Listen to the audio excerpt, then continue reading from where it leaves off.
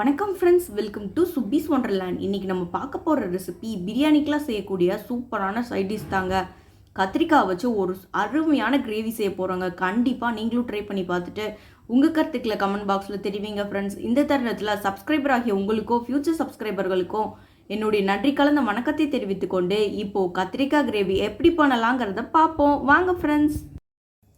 செய்ய தேவையான பொருட்கள்: 3 டேபிள் ஸ்பூன் நிலக்கடலை, 1 டேபிள் ஸ்பூன் கருப்பு எள்ளு, 1/2 டேபிள் ஸ்பூன் வெந்தயம், 1 டேபிள் ஸ்பூன் கசகசா, 2 டேபிள் ஸ்பூன் வரமல்லி, 7 கத்திரிக்காய் பாருங்கள் 4 பகுதியாக கட் பண்ணி எடுத்து வச்சுருக்கேன், 2 பெரிய தக்காளி, 2 மீடியம் சைஸ் ஆனியன் சின்ன சின்னதாக கட் பண்ணி எடுத்து வச்சுருக்கேன், 1 டேபிள் ஸ்பூன் கடுகு, 1/2 டேபிள் ஸ்பூன் மஞ்சள் தூள், மல்லித்தூள் 1 டேபிள் ஸ்பூன், மிளகாய்த்தூள் 1 டேபிள் ஸ்பூன், புளி ஒரு லெமன் சைஸ் எடுத்து வச்சுருக்கேன், தேவையான அளவு உப்பு 1 டேபிள் ஸ்பூன், இஞ்சி பூண்டு பேஸ்ட்.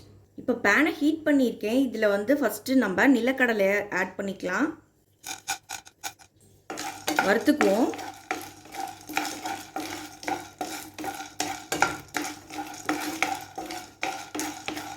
இது கூட கருப்பை எள்ளை ஆட் பண்ணிக்கிறேன்.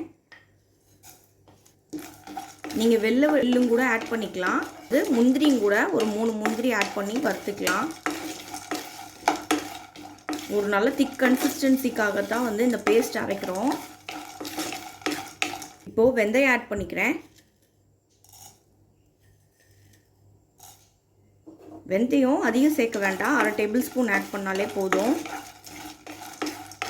இப்போ மல்லி ஆட் பண்ணிக்கிறேன். இதையும் நல்லா வறுத்துக்குவோம். இப்போ கசகசா ஆட் பண்ணிக்கிறேன்.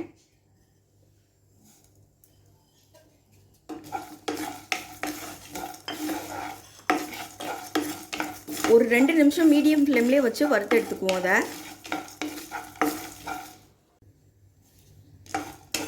நல்லா வறுத்து எடுத்துட்டோம் எல்லா பொருட்களையும். இது ஒரு ஃபைன் பேஸ்ட்டாக அரைச்சி எடுத்துகிட்டு வந்துக்கலாம்.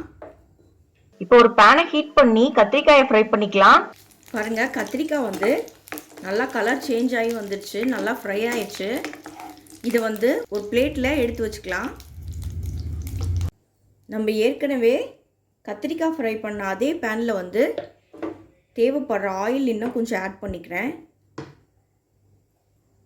நல்லெண்ணெயே சேர்த்துக்கோங்க, அதுதான் இந்த கிரேவிக்கு நல்ல ஒரு டேஸ்ட் கொடுக்கும். இப்போ கடுகு ஆட் பண்ணிக்கிறேன். கடுகு நல்லா பொரிஞ்சு வரட்டும். இப்போ வெங்காயத்தை ஆட் பண்ணிக்கிறேன். இது கூட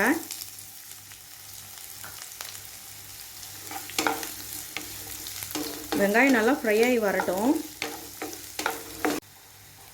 ஆனியன் நல்லா கலர் சேஞ்ச் ஆகி வந்துடுச்சு. இப்போ கறி லீவ்ஸ் கொஞ்சம் ஆட் பண்ணிக்கிறேன். இப்போ இஞ்சி பூண்டு விழுது ஆட் பண்ணிக்கலாம். இஞ்சி பூண்டு விழுதோட பச்சை வாசனை போகிற அளவுக்கு வதக்கிக்குவோம்.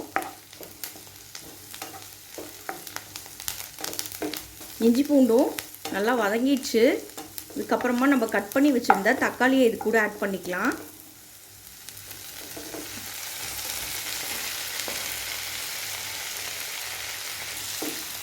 இப்போ தக்காளி நல்லா வதங்கி வரட்டும்.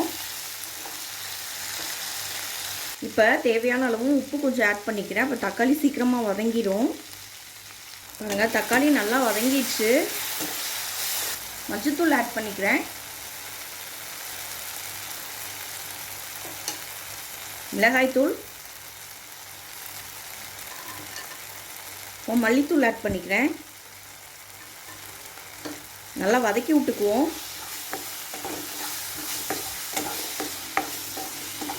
மசாலாலாம் பச்சை வாசனை போகிற அளவுக்கு நல்லா வதக்கி எடுத்துக்கலாம். மசாலாவோட பச்சை வாசனைலாம் போய் நல்லா மசாலா வதங்கி வந்துடுச்சு. ஏற்கனவே வதக்கி வச்சுருந்த கத்திரிக்காவை ஆட் பண்ணிக்கலாம். இதையும் நம்ம மசாலாவோட நல்லா மிக்ஸ் பண்ணி விட்டுக்குவோம்.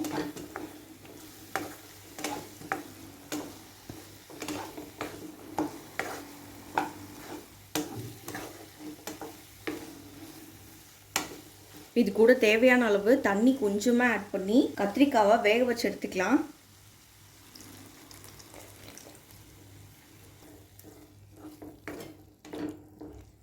ஒரு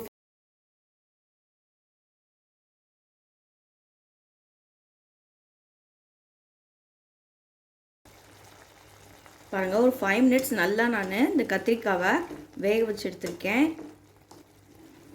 ஓரளவுக்கு கத்திரிக்காவும் நல்லா வெந்து வந்துடுச்சு. இப்போ வந்து நான் புளி தண்ணி இது கூட ஆட் பண்ணிக்கிறேன்.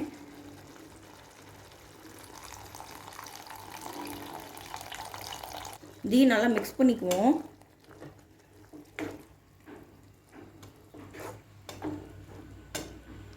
ஒரு 10 நிமிஷம் நல்லா கொதிக்க விட்டு எடுத்துக்கலாம். சிம்லேயே வச்சு ஒரு 10 நிமிஷம் நல்லா கொதிக்க விட்டு எடுத்துக்குவோம்.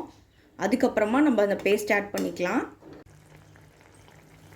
பாருங்கள், சூப்பராக எண்ணெயெல்லாம் பிரிஞ்சு வந்துடுச்சு. 10 நிமிஷம் நல்லா கொதிக்க விட்டு எடுத்துருக்கேன். இப்போ வந்து நம்ம ஆரம்பத்தில் வறுத்து அரைச்சோம் பார்த்தீங்களா, அந்த பேஸ்ட் இப்போ இது கூட ஆட் பண்ணிக்கிறேன்.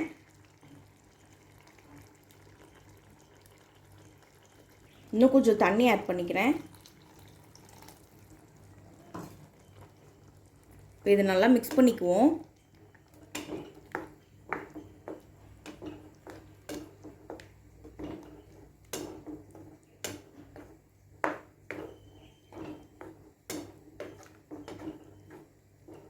இது ஒரு 5 மினிட்ஸ் நல்லா கொதிச்சு வரட்டும்.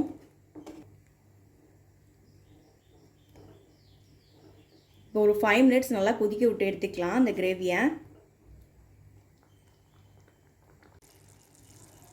ஒரு 5 மினிட்ஸ் நல்லா கொதிக்க விட்டு எடுத்தாச்சு. எண்ணெயெல்லாம் பிரிஞ்சு சூப்பராக வந்துடுச்சு. இப்போ ஃப்ளேம் ஆஃப் பண்ணிக்கலாம். இந்த கிரேவியை ஒரு பவுலுக்கு ட்ரான்ஸ்ஃபர் பண்ணி எடுத்துகிட்டு வந்துக்கிறேன். பிரியாணிக்கு சைட் டிஷ்ஷாக செய்யக்கூடிய சூப்பரான கத்திரிக்காய் கிரேவி அருமையாக ரெடி ஆகிடுச்சு ஃப்ரெண்ட்ஸ். இந்த ரெசிபி உங்களுக்கு பிடிச்சிச்சுன்னா எங்கள் சேனலை லைக் பண்ணுங்கள், ஷேர் பண்ணுங்கள், சப்ஸ்கிரைப் பண்ணுங்கள் அண்ட் உங்கள் கருத்துக்களை கமெண்ட் பண்ணுங்கள். மீண்டும் இன்னொரு நல்ல ரெசிபியோடு உங்களை மீட் பண்ணுறேன். அதுவரை உங்களிடமிருந்து விடைபெறுவது சுப்பீஸ் ஒண்டர்லேண்ட். தேங்க்யூ.